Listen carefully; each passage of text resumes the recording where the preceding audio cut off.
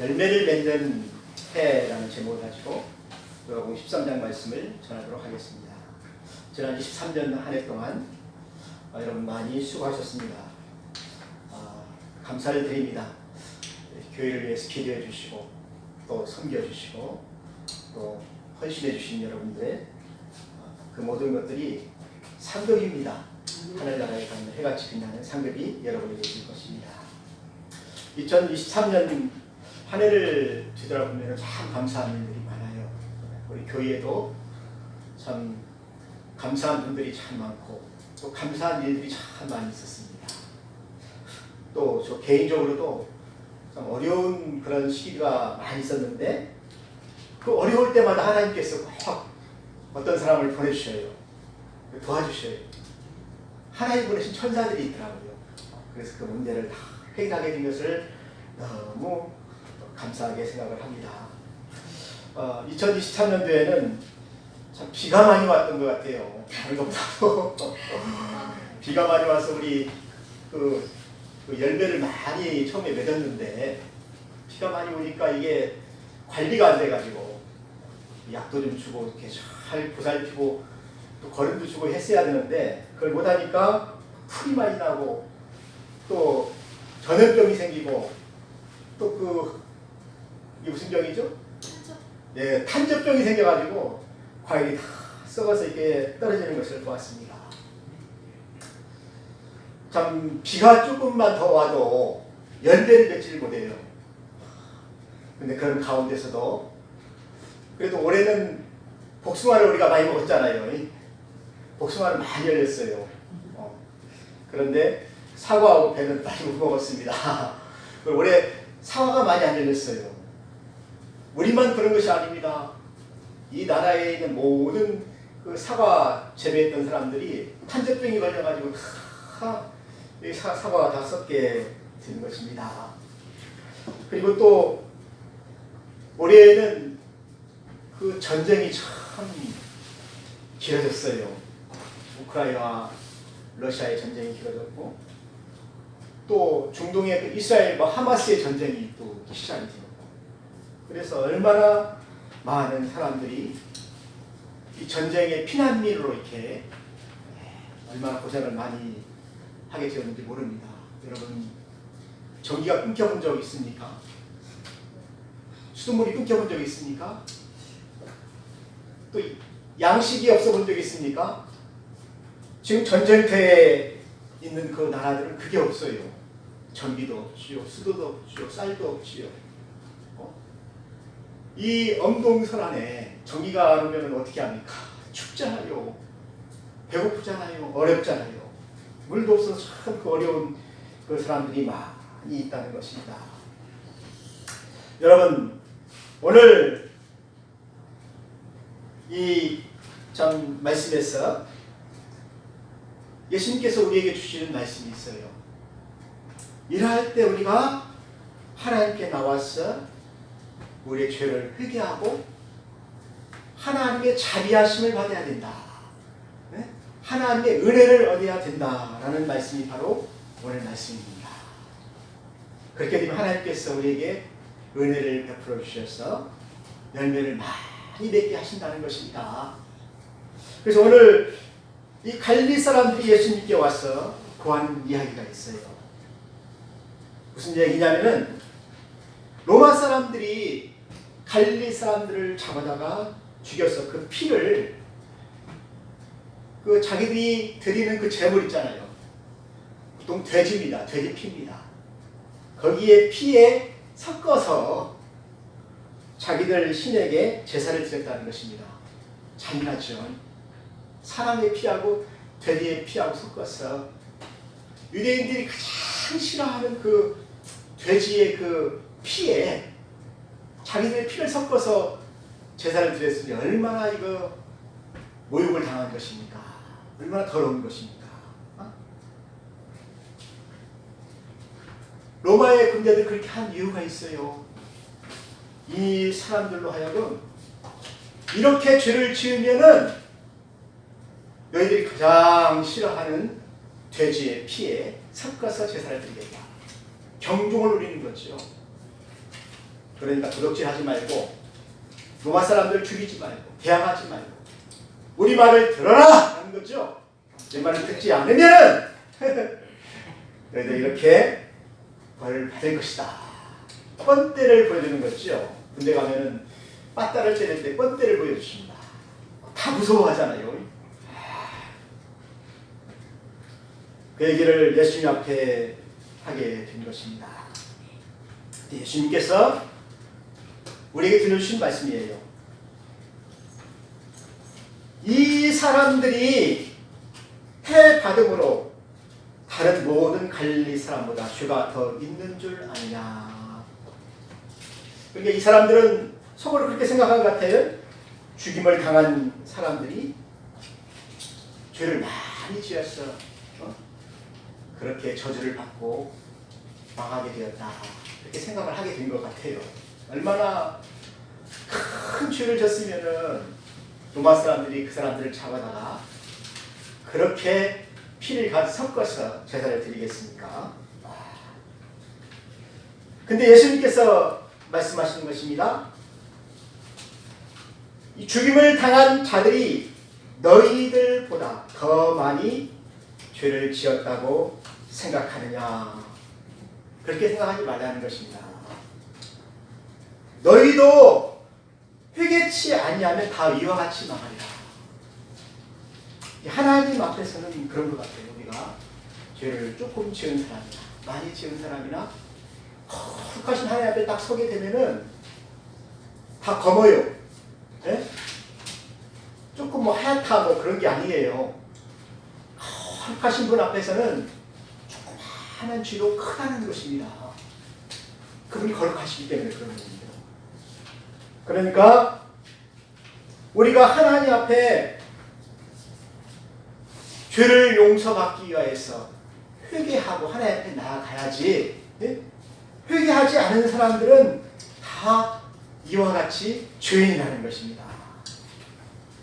여러분 그렇게 말씀하시면서 예수님께서 또 실로암 막내가 무너져서 치여서 죽은 18사람이 어떤 죄를 지었는가를 대해서 예수님께서 이야기를 하는 것이죠.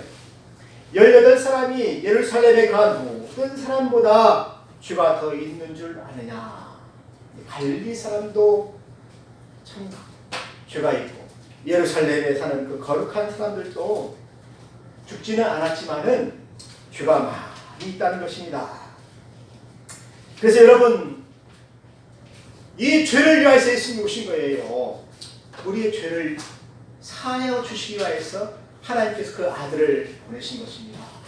그 믿는 자들에게 멸망하지 않고 생명을 얻도록 구원을 얻도록 하나님께서 보내신 거예요. 예수님께서 그 얘기를 하려고 이런 얘기를 쭉 하시는 것입니다. 너희가 회개치 아니하면 다 이렇게 심판을 받게 된다. 여러분들이 적은 죄든 많은 죄든 죄인이기 때문에 다 그렇게 망하게 되어 있다는 것입니다.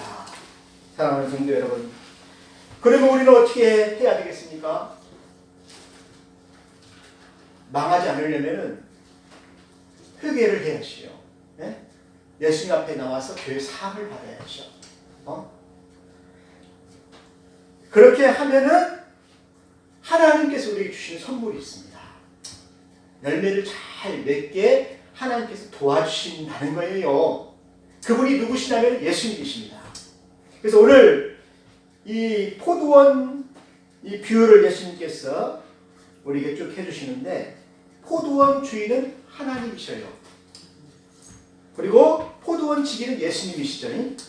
그리고 무화과 나무는 이스라엘 백성들을 상징하고 있습니다. 그래서 이 하나님께서 이 무화과 나무를 그 열매를 많이 맺게 하려고 자기 포도원에다 심었다는 것입니다. 이 포도원은 하나님의 뜰이죠. 하나님의 과수원이에요. 원래 이 무화과 나무는 밖에 있었어요. 밖에 있는데 열매를 맺지 못해요. 그래서 열매를 많이 맺게 하려고 자기 포도원에 심었다는 것입니다. 예를 들자면은 우리가 세상에 있을 때는 하나님의 자비를 못 받잖아요. 하나님의 말씀을 못 듣잖아요. 세상 사람이잖아요. 그런데 하나님께서 우리를 어디로 부르셨습니까? 교회로 부르셨어요. 거룩한 하나님의 성전으로 불렀어. 하나님의 말씀을 주고 은혜를 주고 또 성령으로 열매를 맺게 하시는데, 하나님께서 우리를 열매를 많이 맺게 하려고 교회에다 심었잖아요. 그렇죠? 교회에 불렀잖아요. 그래서 우리는 무화과 나무처럼 열매를 맺어야 돼요. 원래 무화과 나무는 2년이 지나면 열매를 맺게 돼 있어요. 나무가 다 자라니까. 그런데 이파리만 고성하고 열매를 맺지 못하는 무화과 나무가 있습니다. 열매를 맺을 생각을 안 해요. 이파리가 무성하다는 것입니다. 그래서 예수님께서 성전에 지나가시면서 무화과 나무를 보시고 저주하셨잖아요. 이후로는 열매를 맺지 못하리라. 그런데 오늘 예수님은 왜 이스라엘 백성들에게 이 이야기를 하십니까? 이후에 이 무화과 나무가 열매를 맺게 하기 위해서 자기가 거름을 주겠다는 것입니다. 관리를 해주시겠다는 것입니다. 네? 양분을 많이 주겠다는 거예요. 보세요. 이 포도원 주인이 와가지고 그러잖아요. 이 무화과 나무를 열매를 맺지 못하니까, 내가 2년 동안 와서 열매를 보았는데 열매를 맺지 못하니까 그냥 찍어버리자, 불태우자. 그런데 포도원 지기가 관리하는 사람 아니겠습니까? 그 사람이 와서 주인한테 얘기하는 것입니다. 한 번만 더 기회를 주십시오. 1년 동안만 더 기회를 주셔서 그 뒤에 열매를 맺지 못하면 그때 찍어버리십시다. 근데 내가 1년 동안은 그 주변을 두루 파고 내가 거름을 주게 될 터이니까 아마 열매를 많이 맺게 될 것입니다. 그때 주인이 어떻게 했습니까? 그 포도원 지기가 그렇게 하겠다는 그 말을 듣고 1년을 기다리게 된 것입니다. 사랑하는 성도 여러분, 참 감사하죠. 그냥 찍어버릴 수도 있는데 자기가 다시 한번 거름을 주겠다는 거예요. 그 말에 그 주인은 어떻게 합니까? 1년을 다시 또 기다리게 되는 것입니다. 사랑하는 성도 여러분, 하나님께서는 우리에게 열매를 원하셔요. 우리를 교회로 불러주신 것은 우리에게 아름다운 열매를 하나님께서 거두시기를 원해요. 사랑의 열매, 기쁨의 열매, 또 오래 참는 열매, 그런 게 있잖아요. 또 성품의 열매, 충성과 자비와 양선과 착한 일들을 하는 열매, 또 절제와.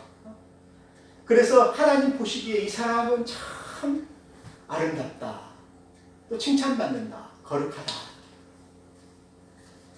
그런 그 하나님의 자녀로서의 열매가 있잖아요. 그래서 예수님께서 말씀하셨어요.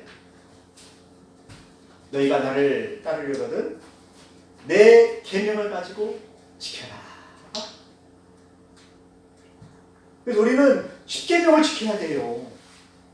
십계명을 지켜야만이 하나님의 자녀가 돼요. 십계명이 무엇입니까? 첫 번째에서 네 번째 계명은 하나님을 사랑하는 거예요.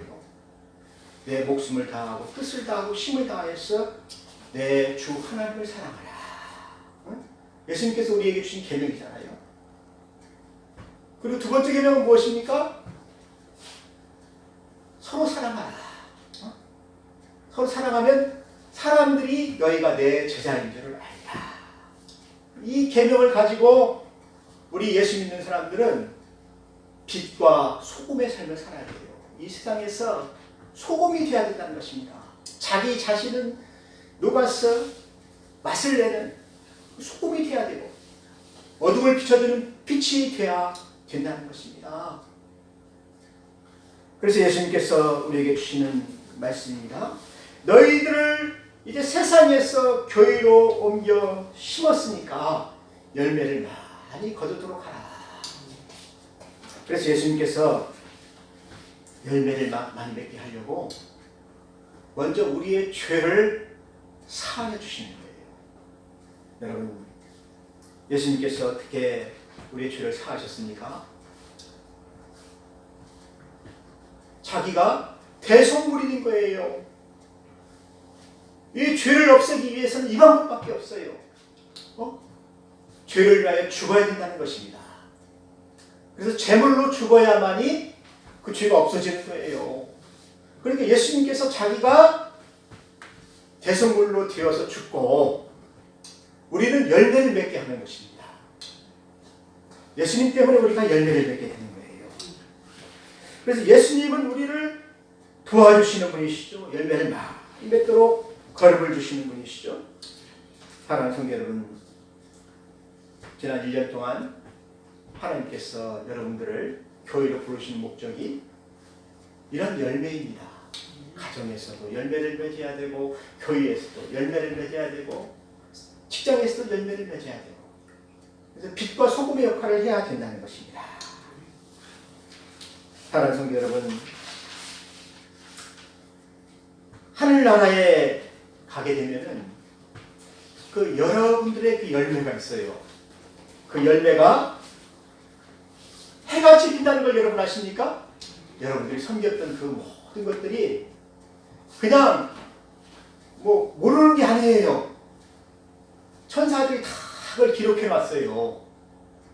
요즘 뭐 CCTV가 있어가지고 다 뭐 보는 데도 있잖아요.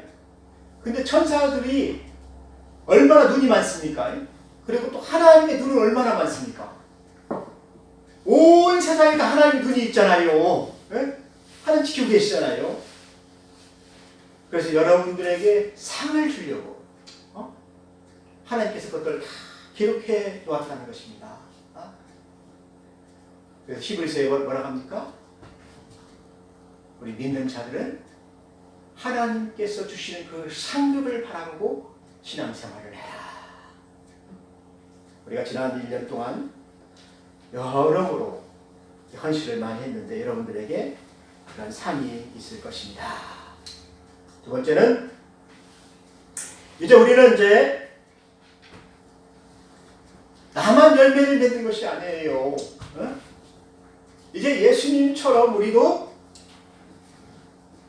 열매 맺지 못하는 그런 사람들에게 가서 열매를 맺도록 도와줘야 된다는 것입니다. 그것이 무엇입니까? 내 양을 돌보는 거예요. 어린 양들을 돌보는 거예요. 그래서 그들의 그 열매 맺지 못하는 그 무화과 나무가 어린 양이잖아요. 거기를 하고 거기에 걸음을 주는 거예요. 제가 대만에 갈 때 하나님께 나에게 주신 말씀이 그 말씀이었습니다. 너는 가서 이 열매 맺지 못하는 무화과 나무에 두릅하고 걸음을 주어라. 제가 대만에 갔는데 대만이 선교가 참 오래됐어요. 130년이 됐는데 우리나라는 100년이 되었고, 근데 우리나라는 열매를 많이 맺었어요. 거의 한 30%가 예수를 믿고 한 40% 정도 예수를 믿었으니까 그 당시에. 근데 대만은 130년이나 되는 그런 역사가 되었는데도 기독교하고 캐톨릭 다 합쳐도 0.9%가 안 돼. 그러니까 교회가 없는 것이죠. 열매를 맺지 못해요.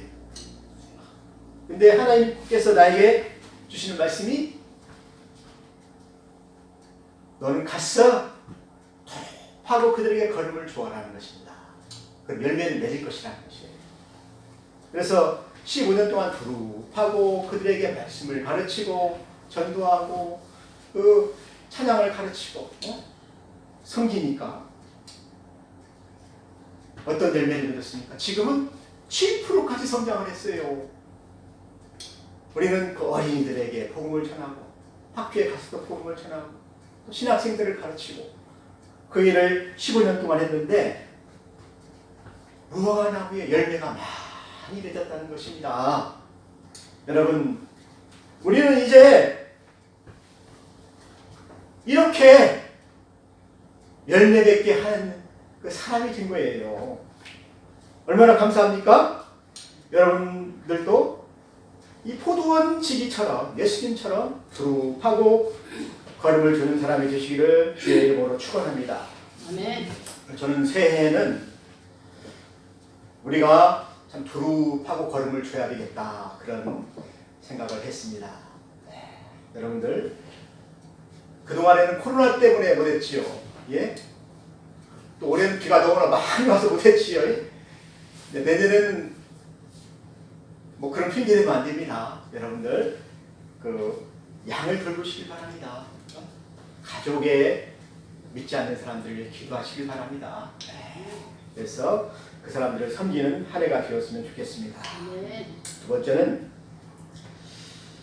우리가 하나님을 믿으면서 열매를 맺지 못하는 것들이 회개하지 않기 때문에 열매를 맺지 못한다는 거예요.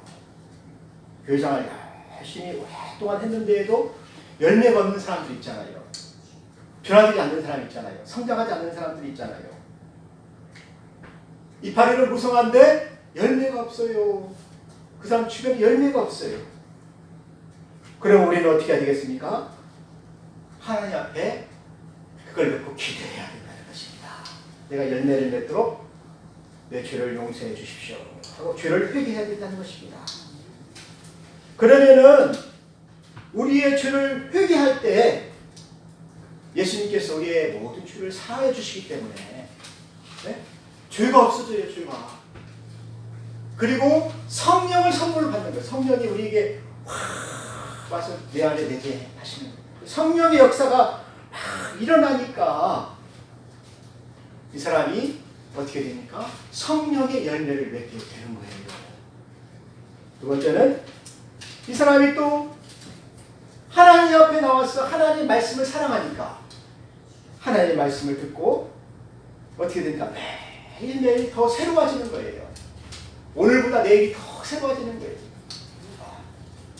그래서 어떻게 합니까? 내가 하나님 앞에 바르게 살지 못한 것들을 회개하고 하나님만을 예배하는 사람이 되게 되고 또 부모에게 잘못했던 것도 회개하고 부모에게 잘하는 사람이 되고 또 이웃에게